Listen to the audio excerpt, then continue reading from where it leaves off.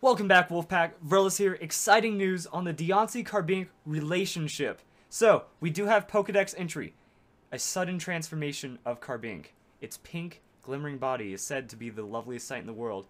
So it looks like Diancie is definitely related to Carbink, but how so? This is actually confusing now once you start breaking it down. What does this mean? So, its Pokedex number does not immediately come after Carbink's. In the National Pokedex is number 719. I believe Carbink is 702 or 3. One of those. Either way, it's off. So that makes me wonder if this is indeed a new Pokemon and they're going to start patching in new Pokemon and relationships. Is it kind of like an addendum to the generation? Kind of like this is now we're entering like generation 6.x or whatever. Instead of having a new generation like 7 introducing Pokemon evolutions, is Pokemon going to go through with my first idea, or like my original idea of, are they going to start adding Megas? Are they going to start adding other Pokemon? Are they starting, is 6th generation actually incomplete, kind of rushed, and now they're going to start filling it in up until 7th generation? What could this mean indeed? So, sudden transformation of Carbink. If you look at some other Pokedex entries, I can't recall a couple off the top, I can't recall them off the top of my head, but it feels like there's other Pokedex entries that have an evolution being a sudden transformation, or a sudden blank to become the evolved Pokemon. So this could very well mean an evolution for Carbink. But if you kind of also break down the other things, a lot of people are saying it could be like Manaphy and Fione. Well, you aren't going to really be able to, trying to figure out my words, you can't really get a breed, like you can't breed a Pokemon, have it suddenly become another Pokemon. A lot of people are thinking Mega Evolutions. Well, so far, Mega Evolutions do not change the Pokedex number or the Pokemon species. So that looks like it's debunked right there. And giving it an item or doing something that can transform it and have it transform back. It feels like, again, when you're dealing with a set Pokedex number, I don't think you can actually change a species and revert it back.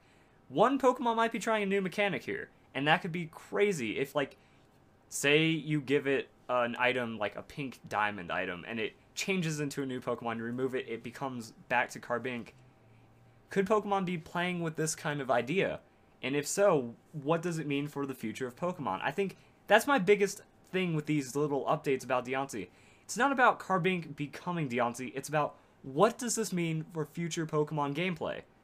The future of Pokemon gameplay, this could add so much to it. I just like the idea that they could patch in new Pokemon, patch in new ideas and whole parts of the game if the game isn't finished, or if they want to drag it out until the next generation, or if they just want to keep us fans happy. I'd be down with all of that. So, a couple things I wanted to say. Like, I'm pretty much done with my little excitement here. A couple things I wanted to say is, in my last video, I already knew Diancie was a Pokemon that was in the game, but it wasn't official, so it might have been a Carbink evolution that they just left out and would not be implemented into the game. That could have been entirely possible. And also, we just saw leaks. We didn't understand full things about the Pokemon. So it was harder to go, hey, that little fuzzy sprite that someone hacked out of the game, oh, that's Carbink's evolution. But now that more things are coming out, it's starting to become a little more solid about that. Also, a lot of people were saying that since Eviolite doesn't work on Carbink, Carbink doesn't get an evolution.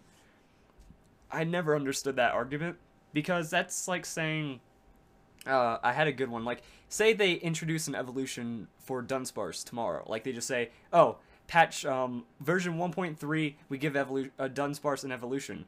Well, Eviolite will then work, but not today because there's no chain. Same with Carbink. You can give Carbink an Eviolite and it won't work, but because he doesn't have a legit evolution. But if they patch in Diancie as the evolution, then Eviolite will work. So I don't understand how that could debunk the whole Carbink not getting an evolution thing. So we still are looking at a lot of options. Evolution, incredibly viable. The Pokedex numbers are going to start getting weird if they just start throwing new Pokemon in. But we have an evolution option. We have a transformation option that might turn into a different species. Is that possible? Will Pokemon do something like that? The plot thickens, and I love it. I haven't been this excited about Pokemon updates in a long time, because normally it's like, oh, new generation. Oh, lead Pokemon. That's cool. This is genuinely exciting because it is dynamic. The gameplay is changing as we speak.